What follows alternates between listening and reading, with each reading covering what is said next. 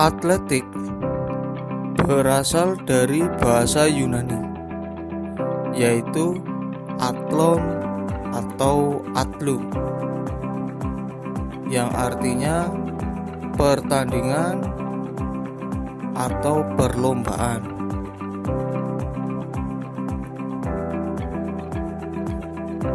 Atletik mencakup beberapa hal, yaitu lari, lompat, lempar, dan jalan. Pada hakikatnya, gerakan ketangkasan, lari, lompat, lempar, dan jalan adalah bagian dari gerakan dasar manusia. Dahulu kala, orang menggunakan ketangkasan untuk berburu untuk menghindari dari serangan binatang buas. Namun dengan perkembangan persenjataan, kemampuan dan ketangkasan itu digunakan untuk waktu yang luang. Bangsa Yunani adalah bangsa besar pertama yang mengatur jalannya perlombaan atletik di negaranya, atau yang sering kita kenal Olimpiade kuno.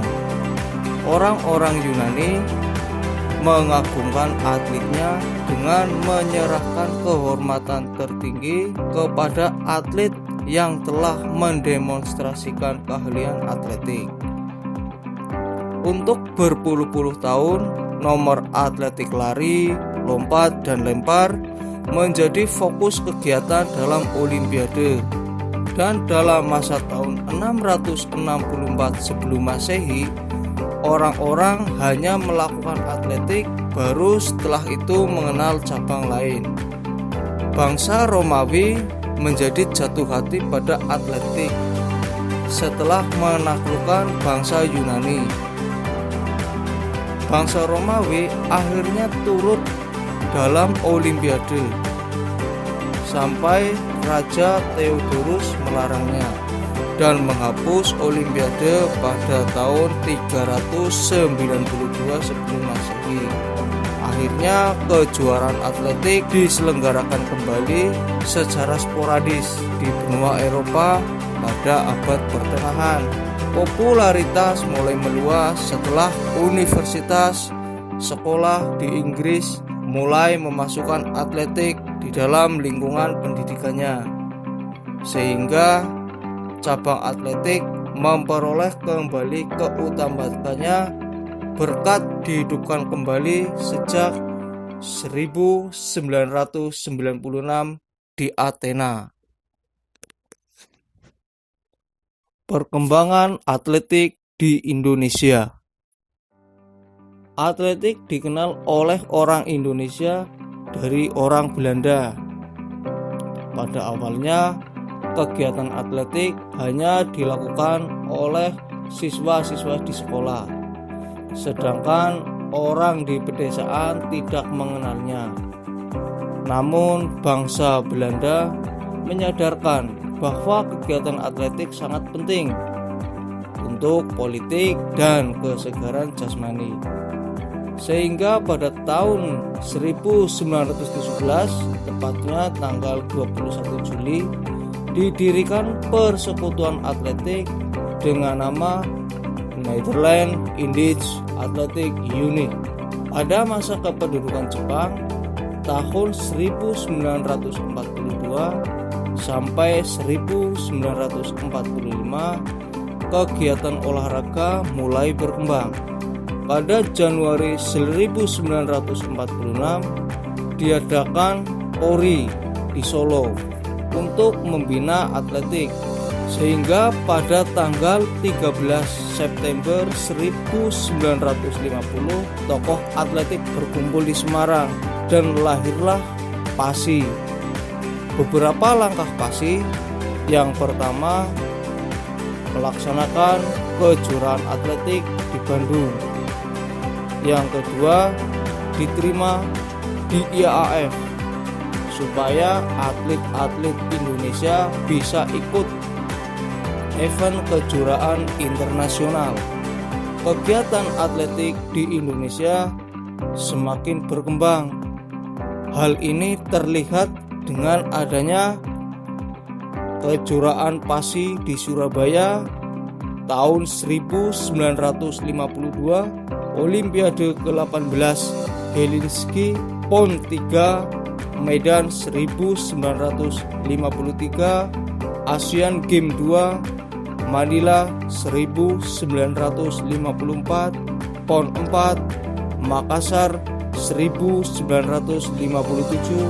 mempersiapkan ASEAN Games Jakarta 1962, sehingga PASI berusaha meningkatkan prestasi atletnya.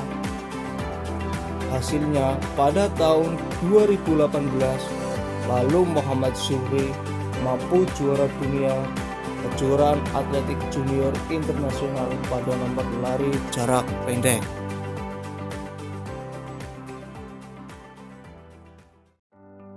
Lari jarak pendek.